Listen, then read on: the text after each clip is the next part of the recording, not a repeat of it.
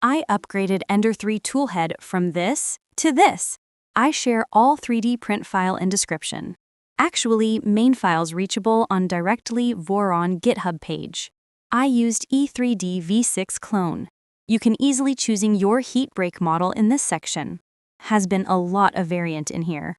In the other important parts for Ender 3 mount bracket, I share with you two different version. One of them own redesign for a 8mm inductive probe. Other original mount. Also much version published on printables. I didn't make a video about assemble cause of already published manual by Voron team on GitHub.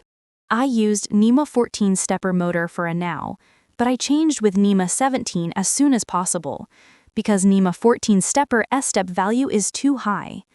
Before I used own design toolhead. Time is up. It's need to be changed. I choose Stilt Burner because easy to use. Rest of them, a Marlin configuration. Not subject is in this video. Don't forget to subscribe my channel and see you in next project.